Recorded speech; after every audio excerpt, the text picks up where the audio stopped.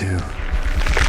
झील के किनारे एक आदमी खड़ा हुआ है। उसकी वाइफ उसके पास आती है। तब वो पलटकर उसे देखता है तो उसे ऐसा फील होता है जैसे उस पर कोई चीज हावी हो गई है और इसके बाद फौरन वो नदी में कूद जाता है, जिस पर उसकी वाइफ बहुत रोती है और रोते हुए कहती है कि उसकी जान छोड़ दो, जिसके बदले में चाहे तुम मुझे ले जाओ। और फौरन ही उसका हस्बैंड पानी के ऊपर आ जाता है और वो बिल्कुल नॉर्मल हालत में होता है और पानी से बाहर आने में उसकी वाइफ उसकी हेल्प करती है। और अचानक से उसकी वाइफ को कुछ सुपरनेचुरल चीजें पानी में खींच लेती है। उसे बचाने के लिए वो काफी उसकी हेल्प करता है, लेकिन कोई चीज अंदर से उसे अपनी तरफ खींच रही होती है और ऐसा करने वाली ये मरमेड जलपरियां ही होती। और उन जलपरियों ने ऐसा इसलिए किया था क्योंकि उसके हस्बैंड की जान बख्शने की कीमत उन्होंने उसकी वाइफ में से ही पूरी। और इसके बाद हमें एक कपल दिखाया जाता है जो आपस में मंगेतर होते हैं। लड़की का नाम मरीना और लड़के का नाम रोमा होता है। असल में वो स्विमिंग पूल में खड़े होते हैं कि मरीना को स्विमिंग नहीं आती, जिस पर उसका मंगेतर उसे स्विमिंग सिखा रहा होता है। और ठीक उसी वक्त रोमा का एक फ्रेंड भी वहाँ आ जाता है और वो उसे स्विमिंग रेस का चैलेंज देता है और रोमा मरीना को पूल के किनारे छोड़कर रेस करने चला जाता है। उन दोनों के रेस पर जाने के बाद मरीना खुद ही स्विमिंग करने की कोशिश करती है, जिससे वो फौरन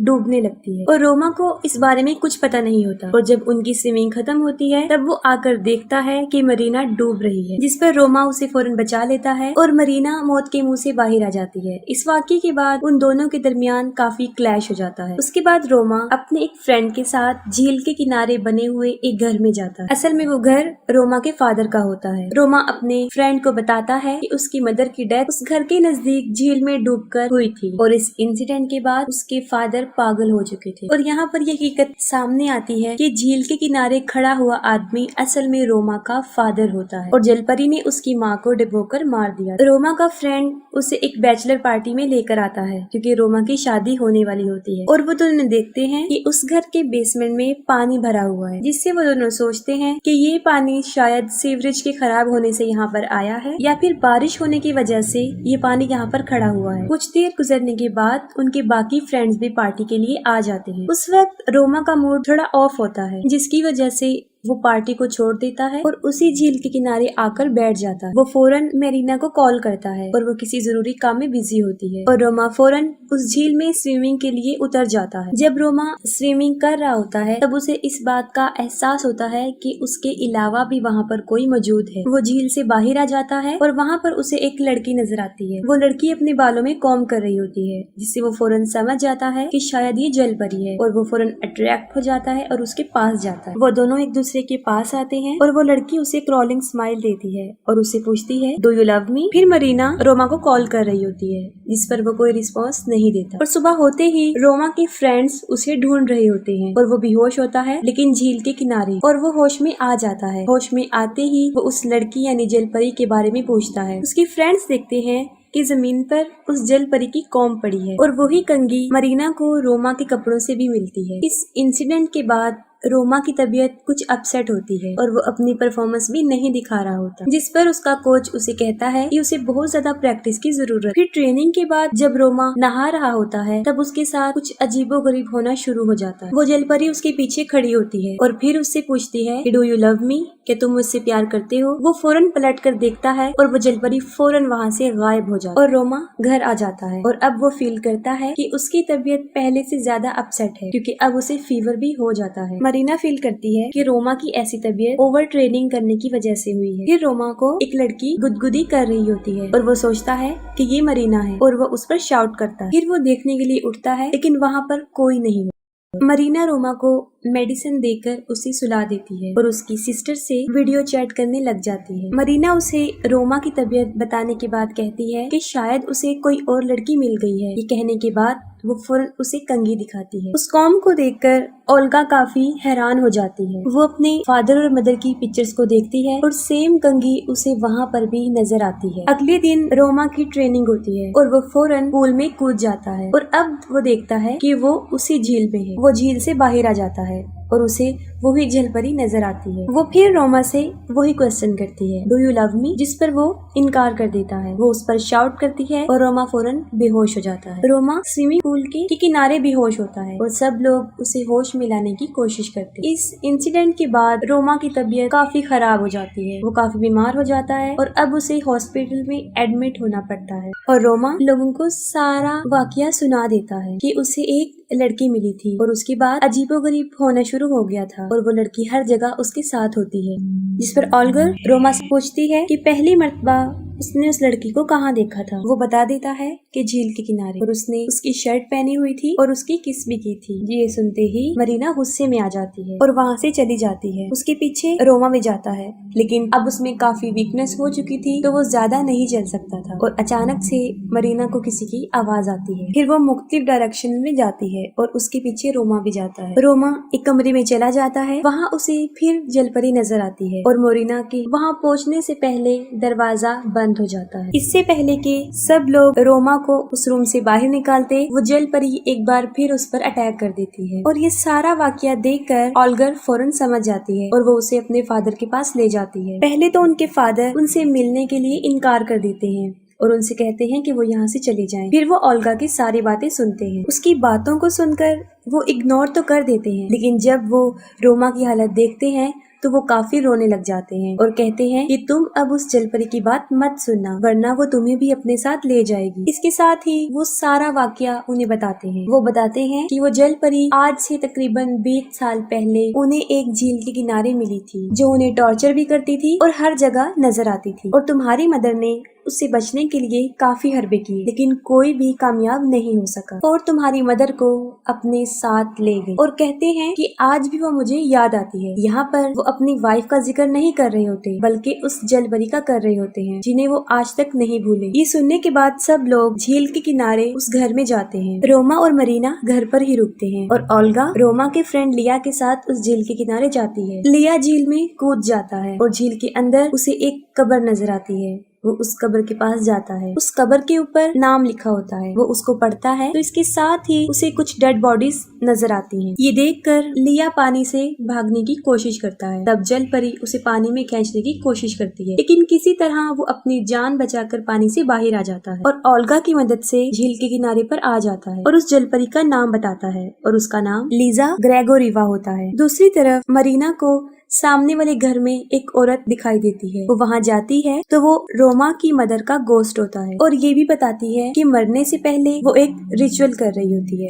और रोमा की माँ ये भी कहती है कि जो तुम्हारा है उसे तुम ले लो और जो मेरा है यानी मेरे अपने, उन्हें मुझे लुटा दो। जिससे मरीना काफी डर जाती है और वो वापस अपने घर में आ जाती है और वो रोमा के पास आती है। वो देखती है कि कोई इविल पावर रोमा को बेसमेंट की तरफ खींच रही है, जिस पर मरीना रोमा की हेल्प करती है। तो अचानक से बेसमेंट से वो जलपरी बाहर आ जाती है और उसे फिर से खींचना शुरू कर देती है। ये देखकर मरीना उस जलपरी पर अटैक करती है और रोमा को ऊपर खींच लेती है और उस जगह को कील की मदद से बंद कर दिया जाता है। और ओल्गा उन लोगों को बताती है कि पहले जमाने में जब कोई सुसाइड करता था तो उन्हें कब्रिस्तान में नहीं दफनाया जाता था, बल्कि उन्हें झील के किनारे दफन किया जाता। उसका अंदाजा ये होता है कि लीजा ग्रेगोरिवा ने भी शायद सुसाइड किया होगा और उसकी कब्र को भी वहाँ बना दिया और पानी ज्यादा होने की वजह से उसकी कब्र झील में डूब गई। और ये भी कहती है कि उन लोगों को उसकी कौम नहीं लेनी चाहिए थी, क्योंकि जलपरियों की सारी पावर उनके बालों में होती है। और साथ ही मरीना रोमा की मदर और उसके रिचुअल के बारे में बताती है और उसकी चीज